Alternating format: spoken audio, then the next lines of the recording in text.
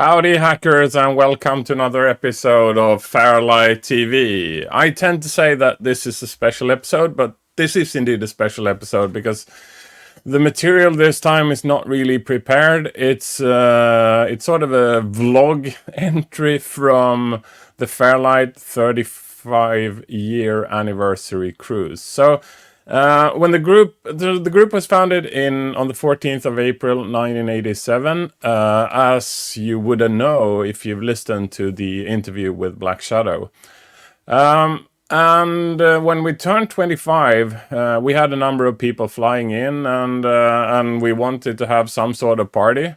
And the solution to that was going on a cruise to Finland, because they have the advantage of it's sort of a floating party facility or establishment, and you will have your cabins, which means that everybody had a hotel room, and we could have a conference room, and we could sort of hang around only between ourselves, and so that became a really convenient solution. And we did the same 5 years ago, and we did the same now 35 years after the founding of the group.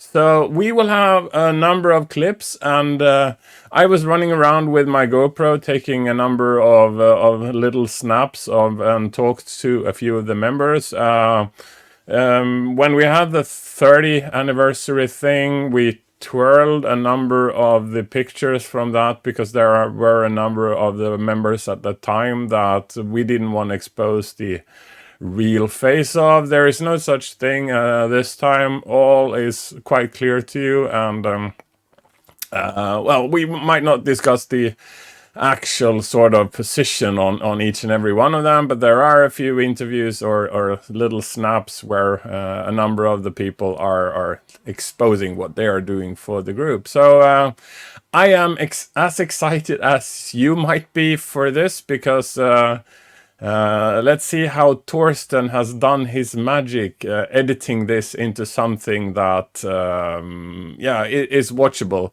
And already now, apologies for sort of the video quality. It's a GoPro, handheld GoPro running around, and no lighting whatsoever. So picture quality and some sort of red thread or intended flow is not really there. It's just snippets from sort of 23 hours of hanging out with the guys, drinking beer, chatting, and all of that. So welcome to be the little fly on the wall, being able to watch the 35-year anniversary FairLight cruise. So Torsten, over to your magic.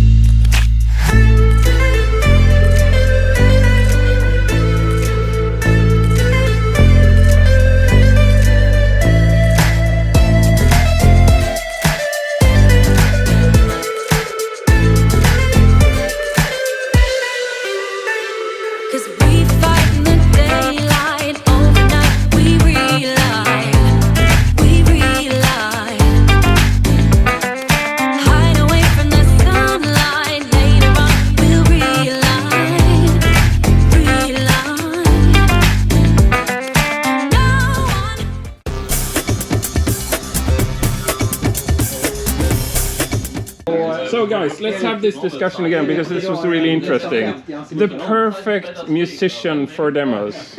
How do you define that? you need somebody who's, firstly, they have to do with it. Well, obviously, you need someone who's actually good. Right? Yeah. But secondly, you need someone who's going to do what they said they're going to do. Like if you ask someone for a track and they say, I'll give you a tune a week, and then you don't get it, it holds up everything. You can't do anything without the track. Like the track is the basis for everything.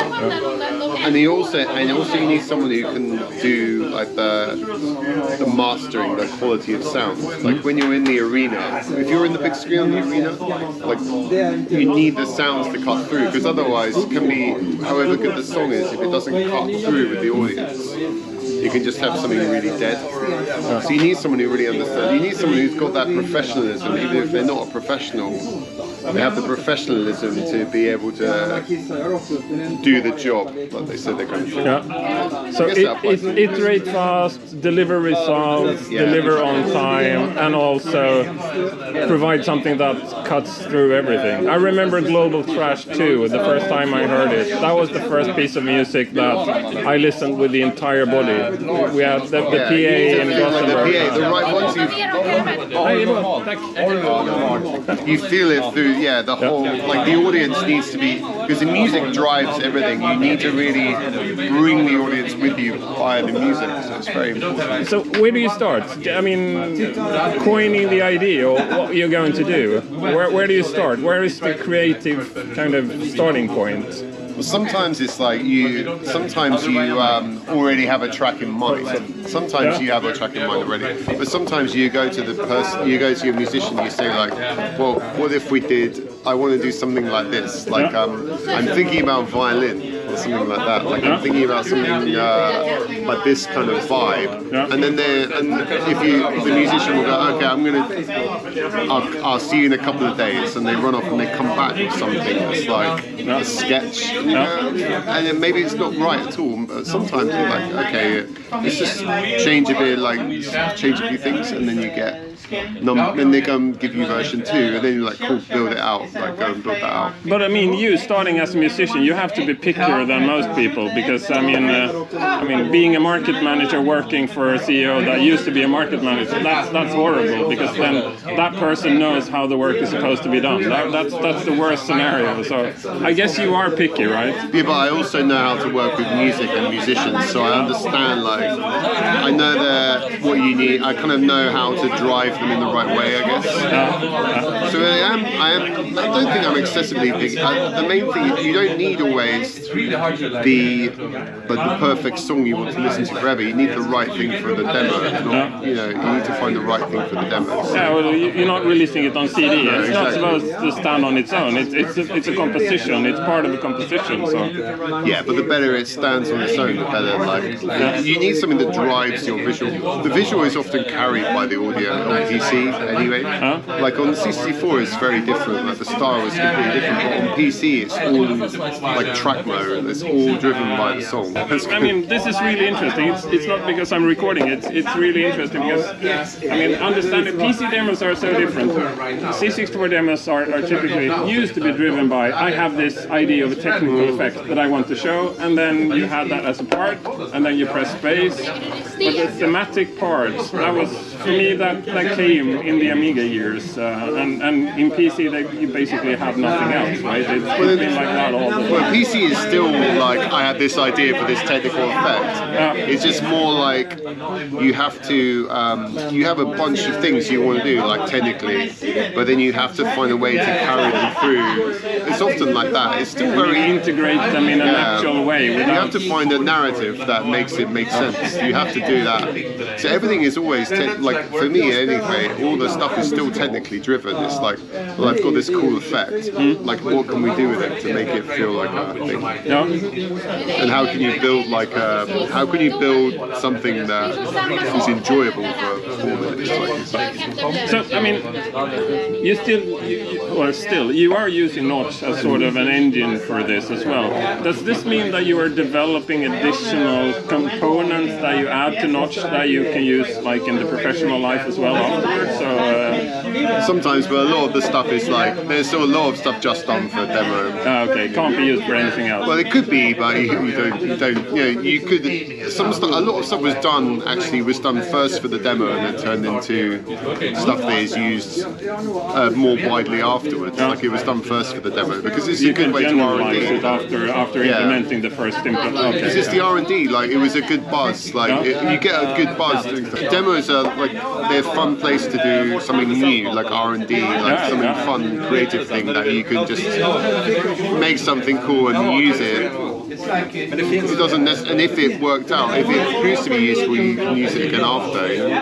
But I mean, you are in a fortunate position where something you do for a demo could actually benefit you directly, commercially afterwards in your professional life. Yeah. Most people are just sort of wasting their time. Oh yeah, for sure. Yeah. It's rewarding in many other ways, but absolutely not commercially rewarding. For sure. Yeah. So I mean, is there an example of stuff you developed that you use, like specific examples? I mean, so interestingly, like I did there's actually loads. There's so many. Like the particle systems I did for Agenda Circling 4 for Blunderbuss is like formed the basis of things that were used. They were used in commercial pieces. They were used in still in Notch. The particle system is based on those ideas. So like thousands of people have used that. Without knowing that there is a PC without demo. knowing, no. But the people that have used those nodes that were like those bases that För vet du, han har för många tröjor en dag. Okej. Så och jag hade helt velat ha en lag. Jag vet inte, jag ska inte ha dem och sova, men det kanske du ska göra. I'll drink beer, so I'll eventually grow yeah, you into have to it. grow into it. Yeah, exactly. I think it's a lot of stuff that's like that. Yeah, I think it's very. People around the world are watching stuff like in a concert on TV or something, and it's actually technology that's made for a demo. I mean, the whole thing was made for demos, really. I mean, going to a concert, it's sort of a video show that it's sort of a demo. It's a live demo basically, where the audiovisual part has become more and more important as part of the show. So without that, it would look rather fragmented. But it's the integration as well, like the difference that Notch brought into the industry, because Notch changed the industry a lot. It's been huge. Like people, I don't think people realise, but like if you see the top 10 world tours of today, like 7 are using Notch. Like it's everywhere. Everybody is using Notch. And it's because of the real time, like everything is real time. It enables like integration of like live camera feeds and live controls and everything that you could never do before. And all that technology is stuff that we made for demos and like we used. Like even the tool was built to make demos originally. We didn't plan it at the time though. We did it for demos because it was fun, and then we were like, but actually maybe we could do more. Förhoppningsvis så kommer den nu. I think, I mean, the commercial aspect that makes it easier to devote a lot of time. And yeah, but the commercial aspect changes it because you focus more on like quality of the usability, and it has to be wider and more scalable. And your user base is not Pantaloon and yourself, who are experts, knows all the little quirks. And you have to make it wider, exactly. But I mean, when you do the actual demo, is it you implemented stuff in the engine, and what is it? A script, or how does it manifest the actual thing you do? So we have the core tool is like the interface is you can make plugins for it, so you don't have to touch the UI code. You just have to make like it's all C++ and shaders and stuff.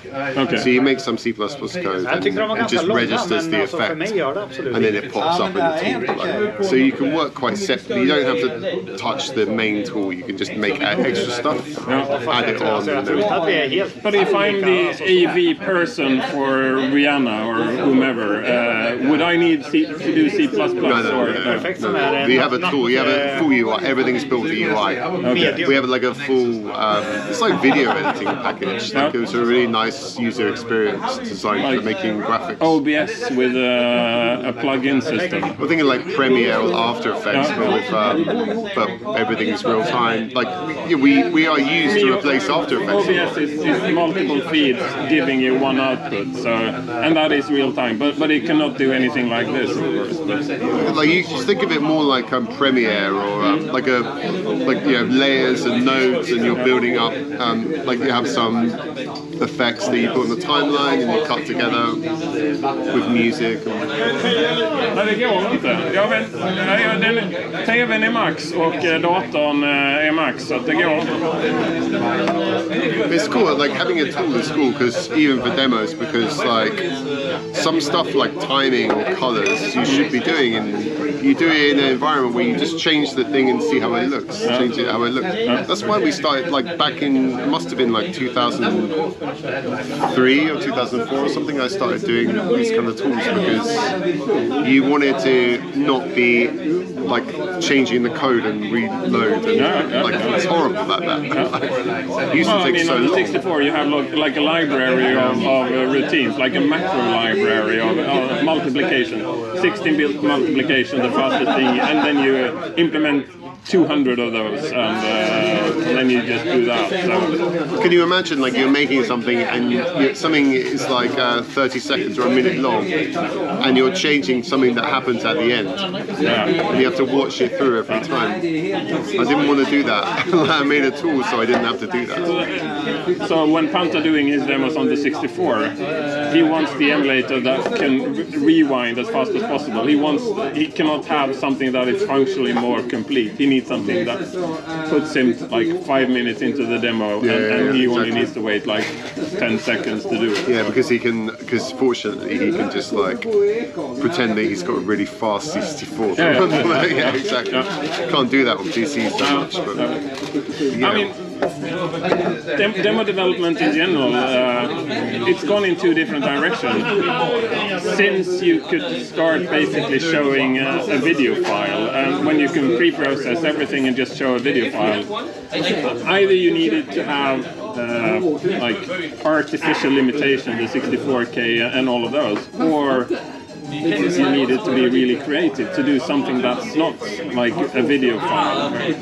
But people don't make them, but it's different actually, it's not true because it's not a video file, because people don't make demos if they want to, the reason you make demos is that it's different. Working with real-time stuff is different. Yeah? It's not like working with a video. The problem with working with a video is that you have to make all this stuff and then render it out. Han kommer växa in I den.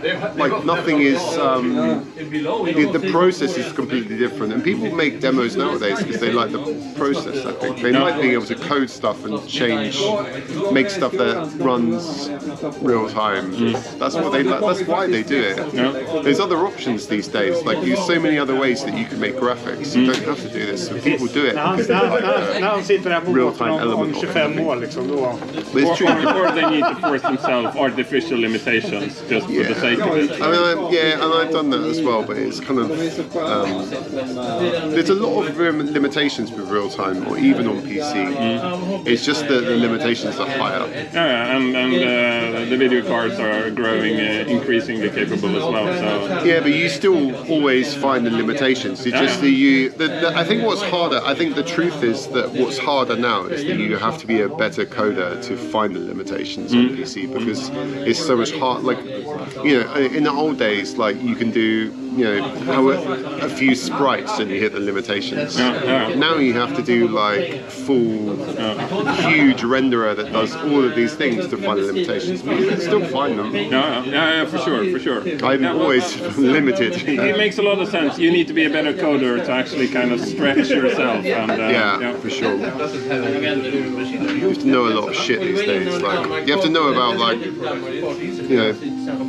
really like heavy stuff to know to be able to hit the limitations. I've read one of the papers you wrote on shaders, and I learned very little of that in law school, I can tell you.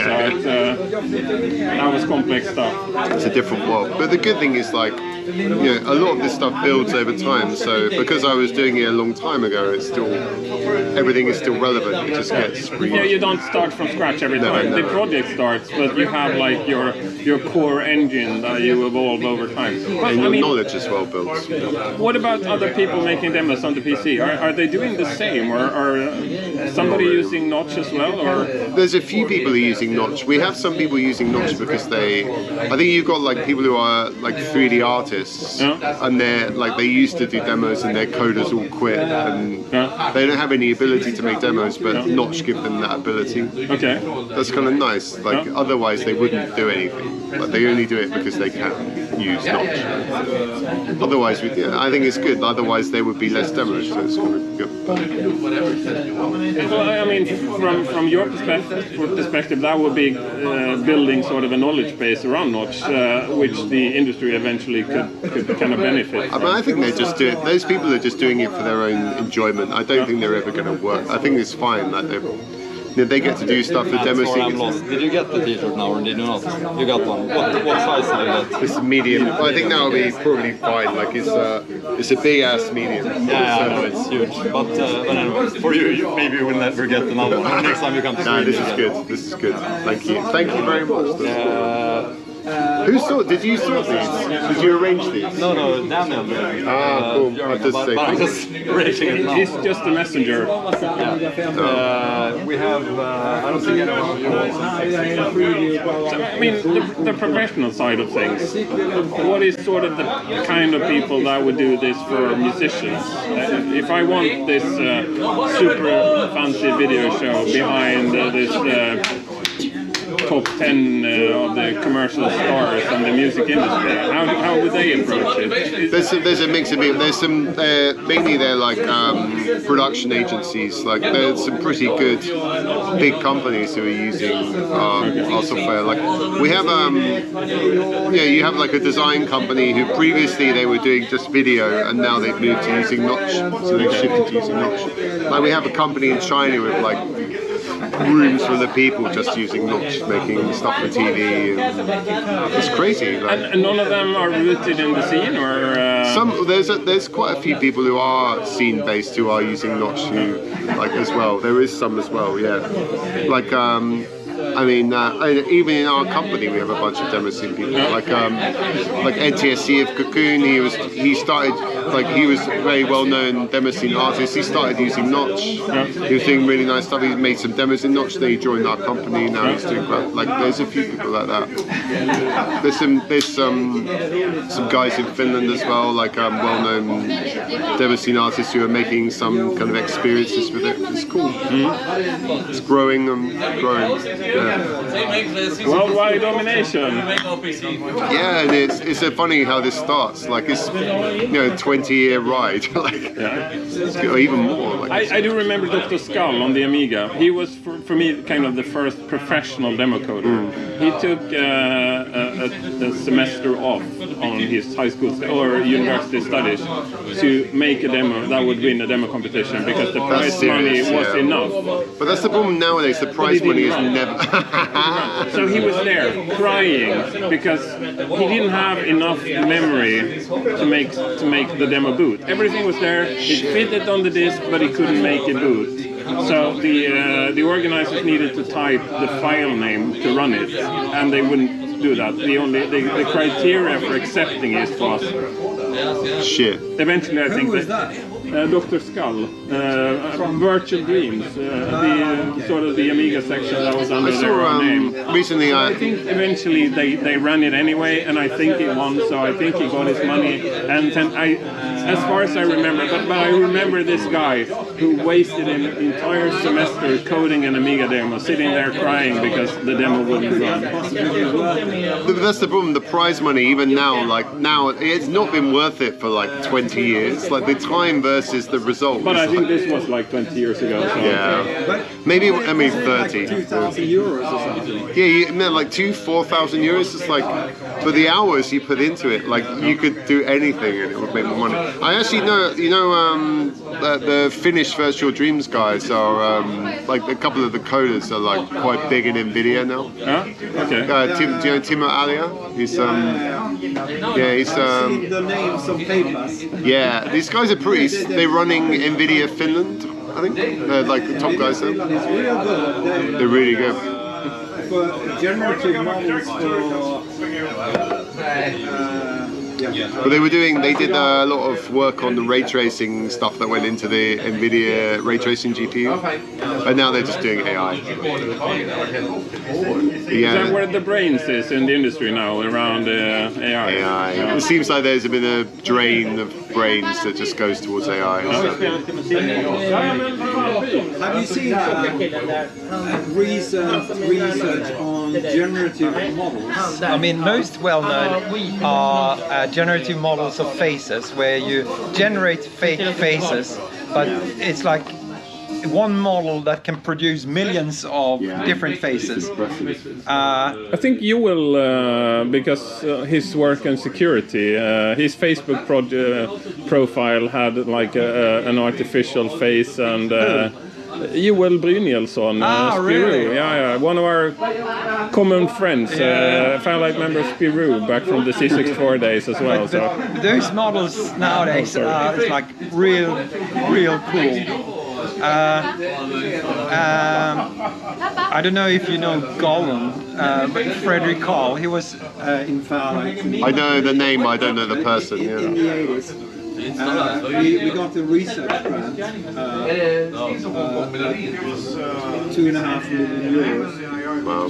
on generative models for generating faces.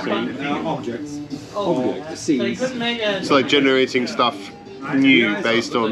You take lots of data, lots of different objects. It's like Nerf based or something like Some that. kind of memory, give it a random number, and out comes a new object that is not Brilliant. in the database. Artists are dead. We don't need them. Eventually, you can generate actors as well, and then they can start acting. And Have you seen Midjourney? Like you type what you want and it generates an image. It's basically fed off of loads of other images by other artists. So you can say like, I want like girl with big tits riding a dragon, and it will give you like a Boris Bellagio fed quite kind of. amazing. Yeah. Sometimes it doesn't work perfect, but in many cases It gives you something. Actually, the Midjourney stuff is actually really good.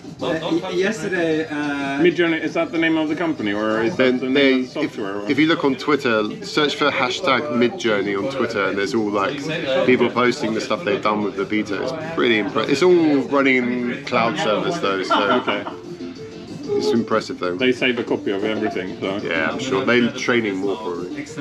yesterday we were interviewing two candidates for a doctoral student position, and the paper that we had to read before and present was a paper where you essentially took like a random number of images of a particular object, and out comes model of the object, but also point-wise behavior. I've seen some related stuff to this. You can change the behavior. You can relight if it. you want. You can change the. It's really cool. It's I mean, just 12 years ago, that was sci-fi. It's like a volume, It's all neural network. you see Alex Evans' stuff. He's working on like they're using generating nerfs from like multiple photo representation.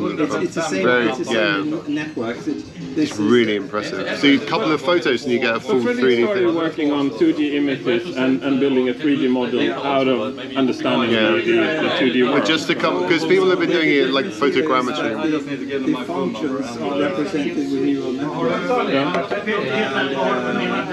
This project that we have is going to have, I mean, got lots of money for it.